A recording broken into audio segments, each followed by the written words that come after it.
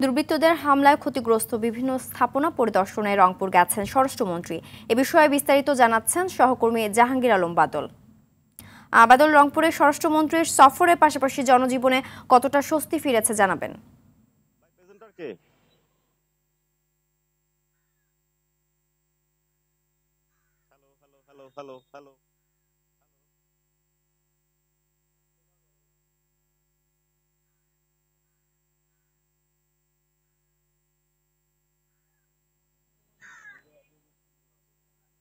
আমি এখন রয়েছি ঠিক টাউন হলের পাশেই। আমরা দেখেছি যে আজকে স্বরাষ্ট্রমন্ত্রী আসাদুজ্জামান খান এবং পুলিশের আইজিপি মহোদয় উনি রংপুরে এসেছেন এবং রংপুরে তাণ্ডব নাশকতা যে ধরনের সমস্ত সরকারি বেসরকারি প্রতিষ্ঠানে যে সমস্ত ক্ষতি হয়েছে সে পরিমাণে আমরা দেখেছি যে রংপুরে যে পরিমাণে তাণ্ডব করেছে বিএনপি জামাতের আসলে যে সহিংসতা ছড়িয়েছে রংপুরে, এতে প্রায় আমরা দেখেছি যে অনেকগুলো, কারণ রংপুরে একটি থানা, একটি ডিবি কার্যালয় এবং রংপুর জেলা মহানগর আওয়ামী লীগ ছাত্রলীগ কার্যালয় সহ বিভিন্ন স্থাপনায় কিন্তু আগুন ধরিয়ে দিয়েছে দুষ্কৃতিকারীরা এবং আসলে ব্যাপক ক্ষতি সাধন করেছে রংপুরে।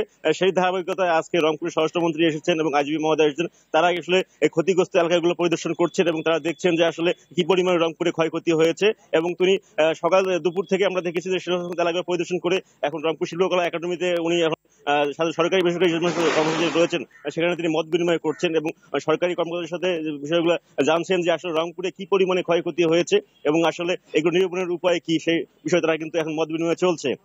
আমরা ইতিমধ্যে দেখেছি রংপুরে আসলে ব্যাপক তাণ্ডবের মাধ্যমে বিএনপি জামাত নাশকতা তৈরি করেছে। এতে আসলে সাধারণ জনমনে অনেকটাই আতঙ্ক সৃষ্টি হয়েছে। এর ধারাবাহিকতা রংপুরে কিন্তু সকাল 9টা থেকে বিকাল 5টা পর্যন্ত কারফিউ আপনার চলছে এবং এখন কিন্তু কারফিউ কিন্তু অব্যাহত থাকবে।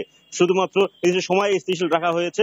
আমরা পাশাপাশি দেখেছি রংপুরে এখন পর্যন্ত, কারণ সেনাবাহিনী নামার পরে কিন্তু কোনো ধরনের সহিংসতা ঘটনা ঘটেনি। সব মিলিয়ে এখন পর্যন্ত রংপুরে আইন শৃঙ্খলা পরিস্থিতি অনেকটাই স্বাভাবিক রয়েছে, কারণ মাঠে রয়েছে র্যাব, পুলিশ, পাশাপাশি আমরা দেখেছি যে আনসার মোতায়েন রয়েছে।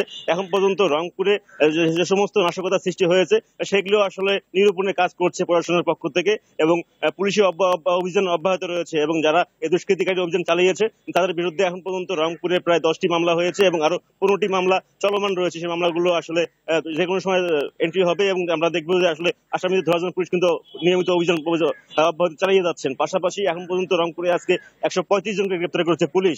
তা এই ছিল আমার কাছে চিন্তি রংপুরের সর্বশেষ খবর এবং স্বরাষ্ট্রমন্ত্রীর আগমন উপলক্ষে পরবর্তী পরিস্থিতি। ধন্যবাদ।